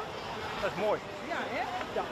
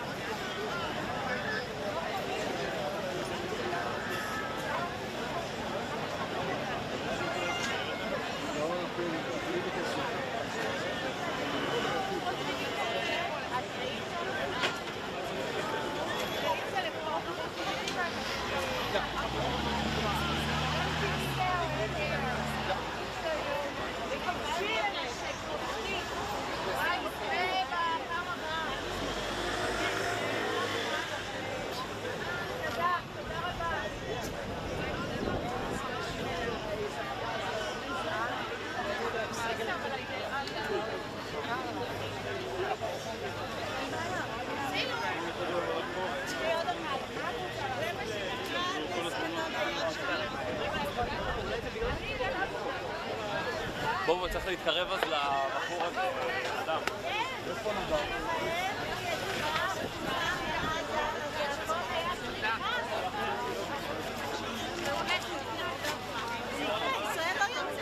ישראל לא יוצאת. כאילו זה...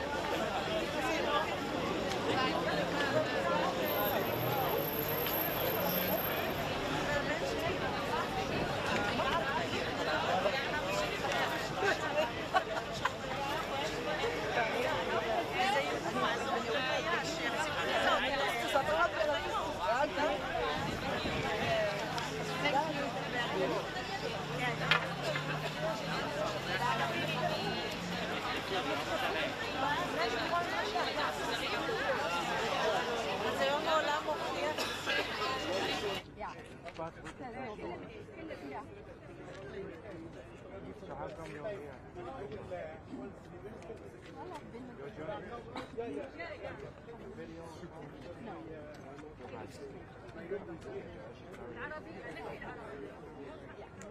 So, can you tell me in 2 sentences what happened inside? Was Israel being slapped on the fingers? Yeah, but they didn't go all the way. Ceasefire, they didn't say. And that's a pity. Are you disappointed? You're neutral. But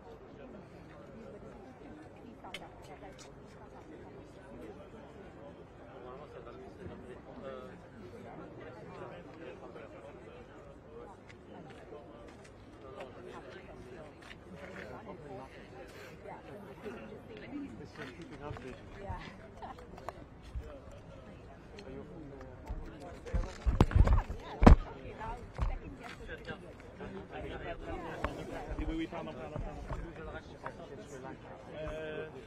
non, parce qu'en vrai, je pense que comme la dernière fois, il va se mettre un peu loin.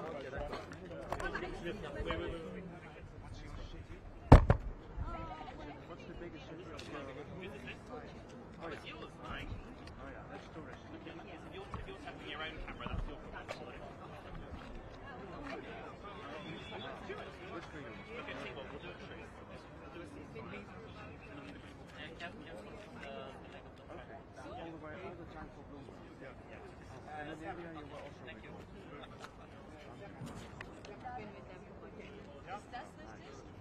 So you were into your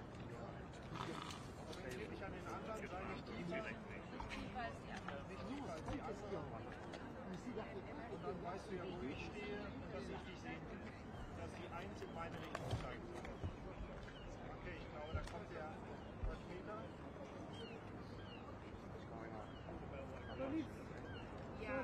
We are about to bring the minister, but she has been called back just for a quick 10 minutes meeting. So we'll bring her after 10 minutes. 10 minutes. Thank you for that.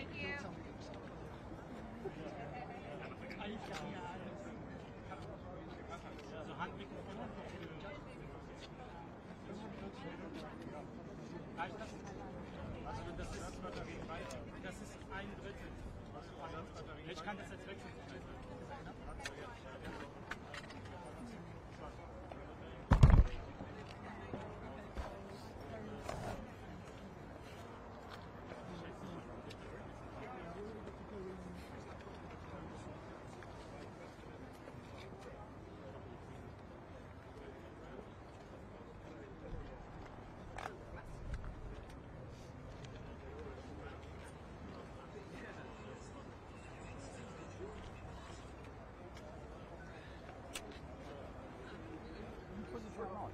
Sorry?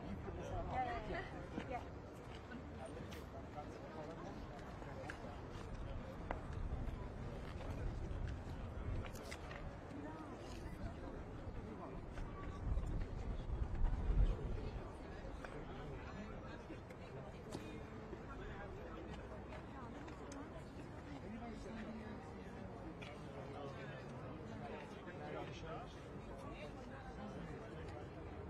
Oh, you put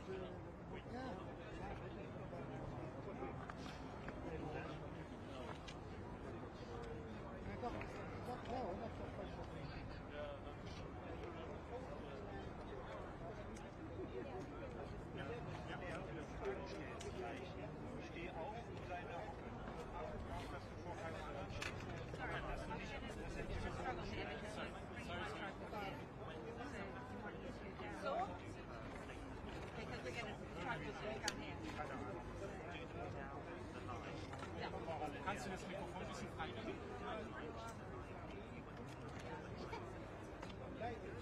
You see, it's hope it doesn't blow over. Yeah, brilliant. Thank you so much.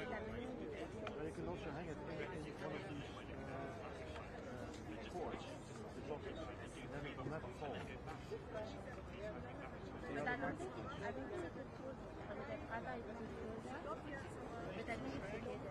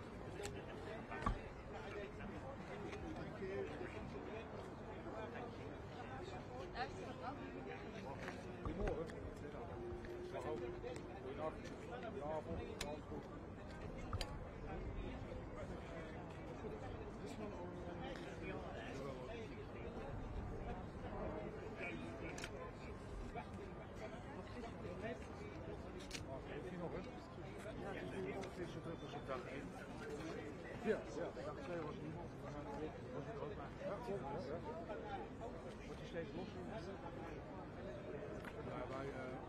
Wij zijn niet in dienst van de ICT. Wel met dit soort dingen. Yes, I am. It's up here for the foreigners. Wat vond je nu nog uit voor Israël? Geen idee.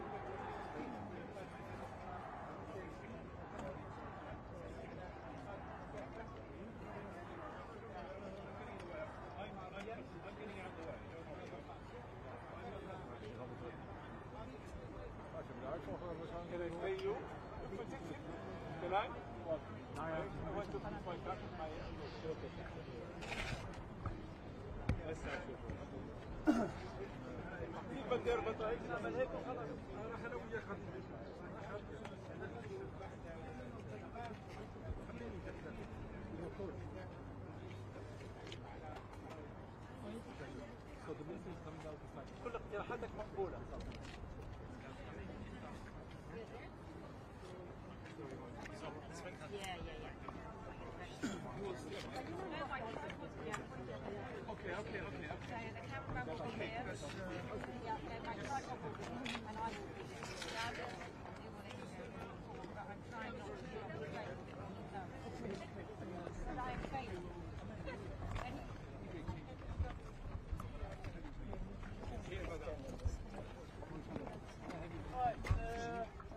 Good afternoon, ladies and gentlemen of the media. We've just come out of court, as you know. Do you want me to give you a minute? Are you alright? Yes, you are right. Okay.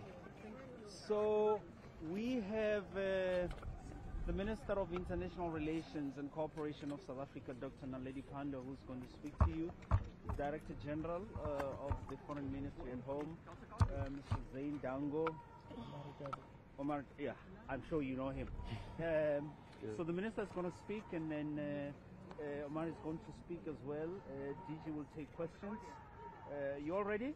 Yes. Good to go. Minister, over to you. My name is Naledi Pandor, and I'm the South African Minister of International Relations and Cooperation. I wish to begin by thanking the judges of the International Court of Justice for dealing with this matter expeditiously, given the urgency of the need to protect innocent civilians in Palestine and to ensure that the harm that South Africa has referred to in the case it brought before the ICJ, that harm is addressed and that people's lives are saved. The saving of life is not merely with respect to having a ceasefire, it's to ensuring that humanitarian aid is provided to those who need support, as well as ensuring that the State of Israel, which is currently the occupier and administrator in Palestine, provides the necessary basic services that the residents of Gaza and the West Bank require.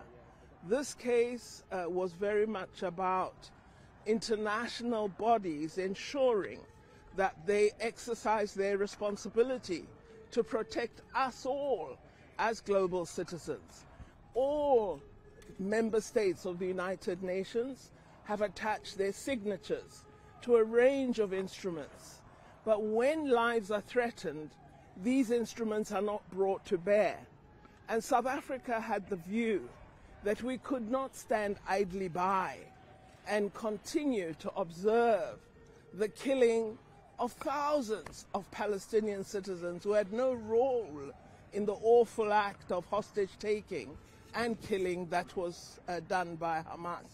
And therefore, we thought it important that we do report and apply to the International Court of Justice that the measures provided within the Convention for the Punishment and Prevention of Genocide are brought to bear, and that the State of Israel is called upon by the judges to act to protect civilians and to end the massive level of harm that we have seen since the Israeli action began, and we agree entirely with the judges that Hamas should release the hostages that they're currently holding.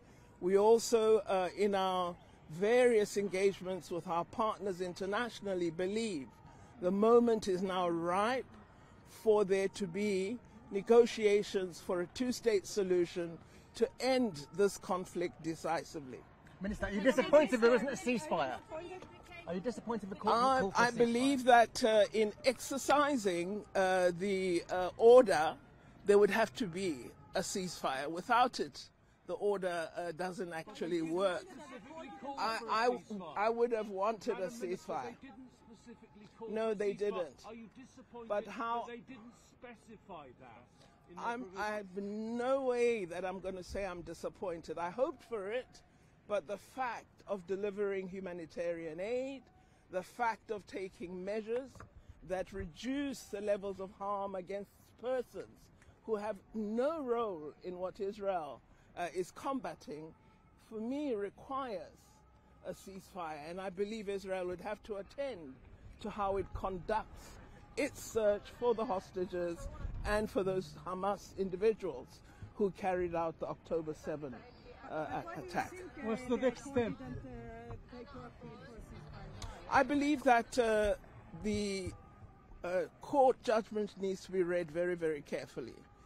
They've given very, very direct instructions.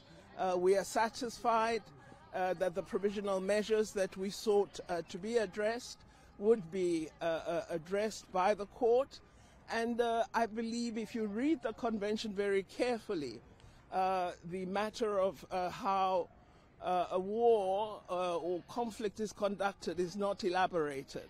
I would have wanted that the word cessation is included in the judgment.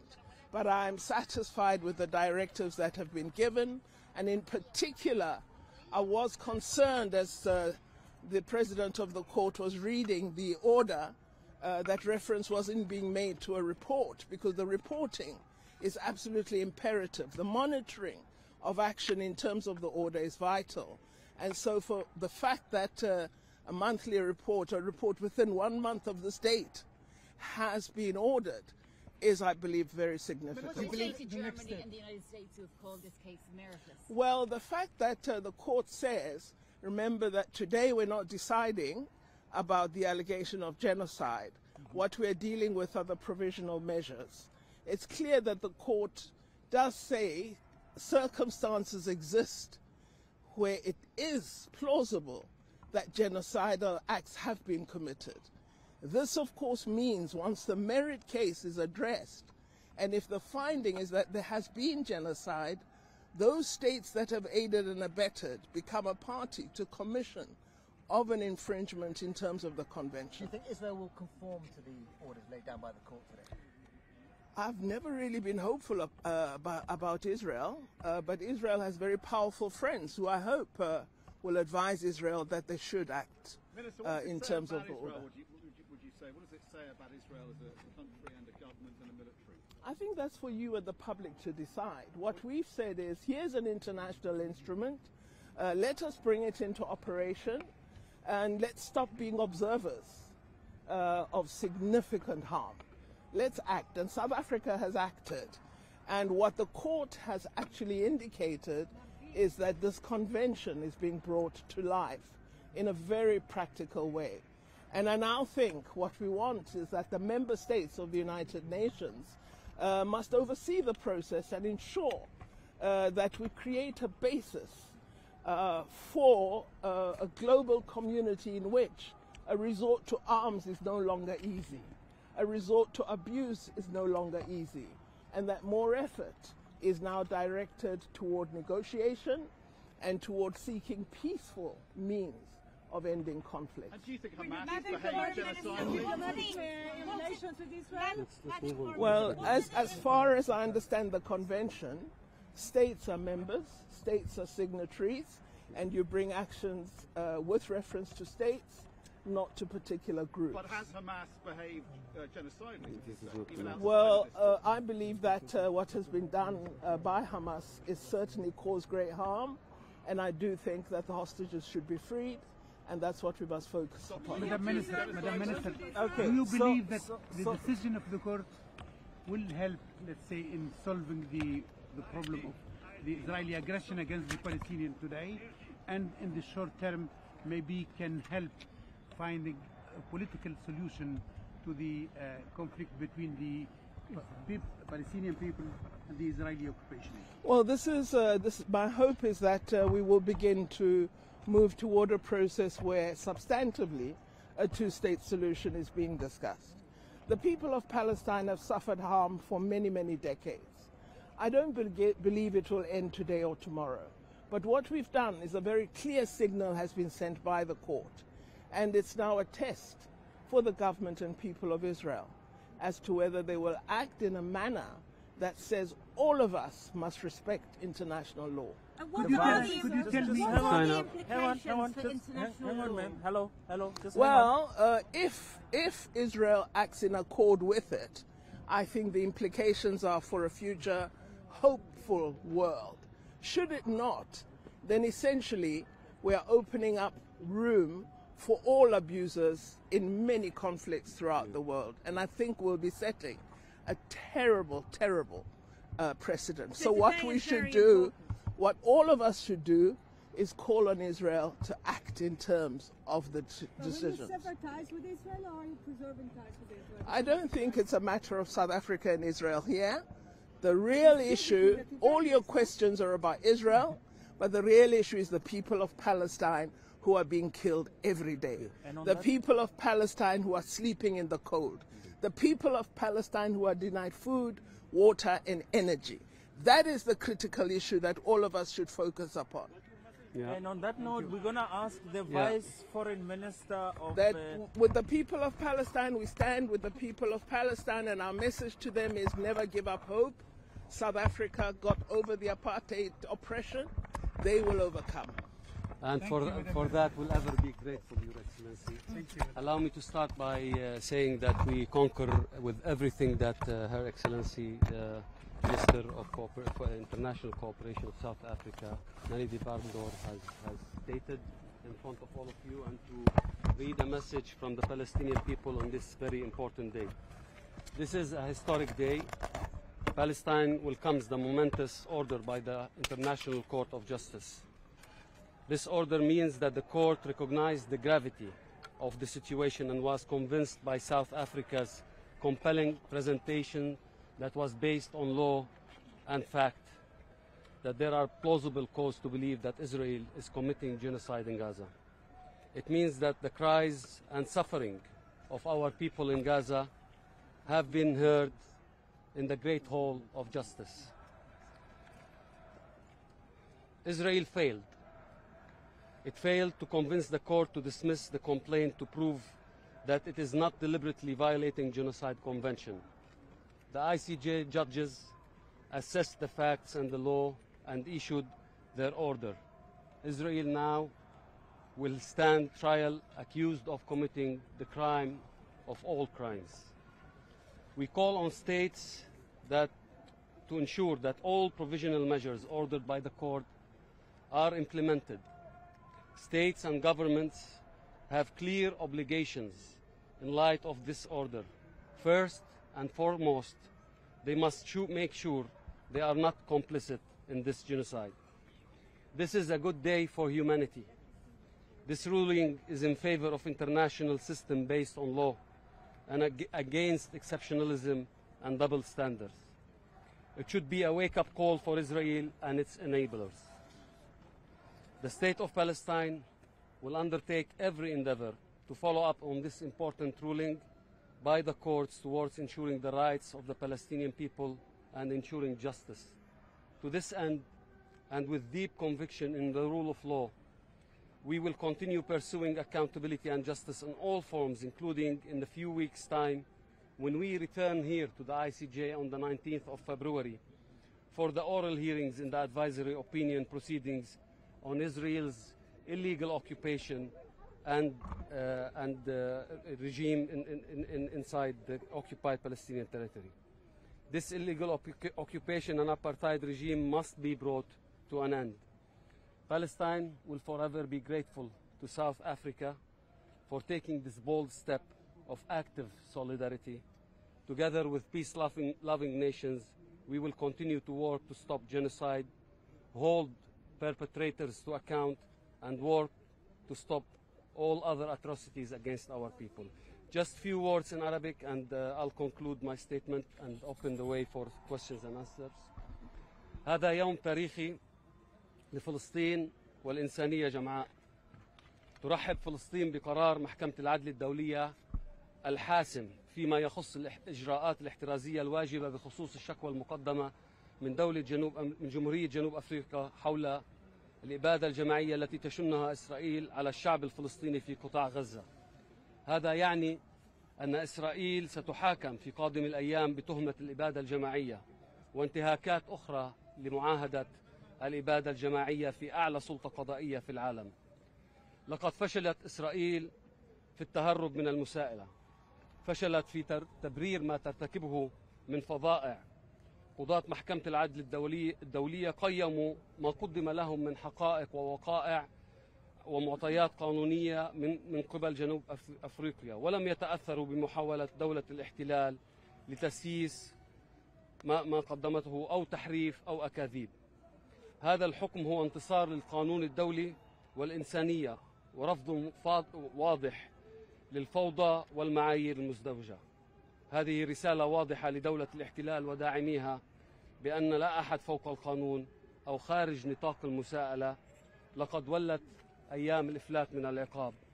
في هذا السياق ندعو جميع الدول إلى ضمان تطبيق الحكم الصادر من المحكمة اليوم والالتزام بمسؤولياتهم بمقتضى هذا الحكم، وتحديدا بأن لا يساعدوا حكومة الاحتلال بارتكاب مزيد من الجرائم، وأن لا يتورطوا أو يتواطؤوا في ارتكاب هذه الجرائم، وتحديدا مسألة تزويد إسرائيل بالسلاح.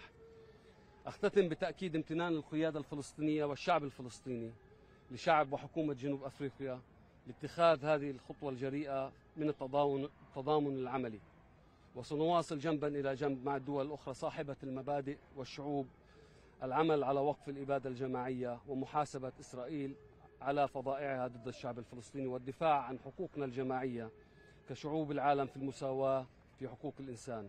هذه معركة علينا أن ننتصر فيها من أجل الحرية والإنسانية. شكرا. Sir, can you tell us what the implications of this ruling are for Israel's allies, especially the US and the UK? The implications are that they have direct responsibilities as of now not to be complicit in any of the crimes that Israel is committing in the Gaza Strip, not to provide any assistance to these crimes, and to hold Israel to account while it makes these crimes. ما هي الخطوة المقبلة سعادة السفير؟ سعادة السفير. If Israel was to comply with the ruling, it did in fact, even though it wasn't specified, it means they have to have a... The order cannot be implemented in any way, shape or form. How do you transport humanitarian aid without a ceasefire? Exactly. How would you provide water, access to energy? How do you ensure that those who are injured have health care and so on? Without a ceasefire, none of these things can be done. So if you read the order by implication, a ceasefire must happen. Yes. The order cannot be implemented in any way, shape or form without a ceasefire. It's as simple as that. I think in each and every aspect of the order there is a call for a ceasefire.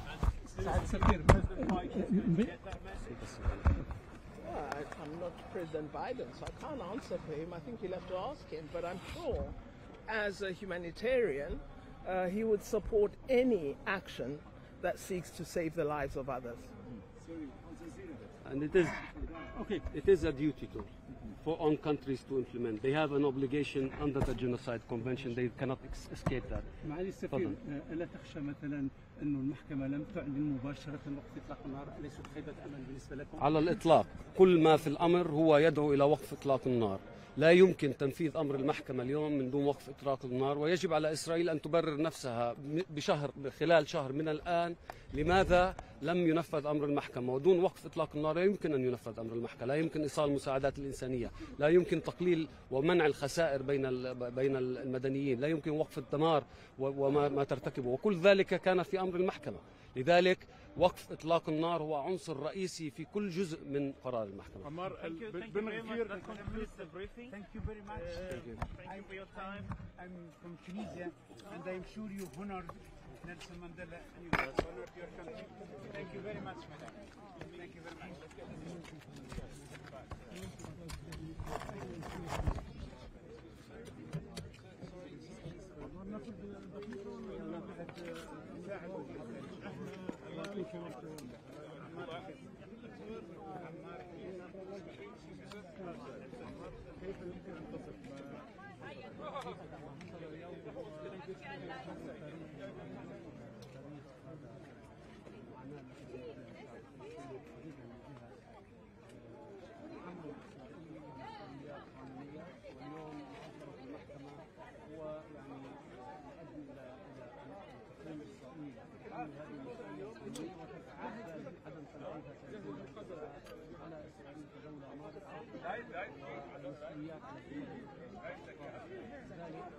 ما حصل اليوم تاريخ ونتمنى أن يؤدوا بشكل عاجل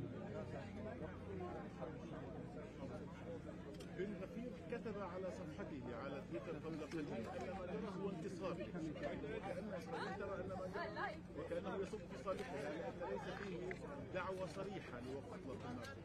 هل هذا يعني نتمنى ان ينفذ القرار طالما يرى ان فيه رايك ان هذا اليوم هو يوم يمكن ان يسجل لجنوب افريقيا ولفلسطين بانهم استطاعوا نزع يعني شيء من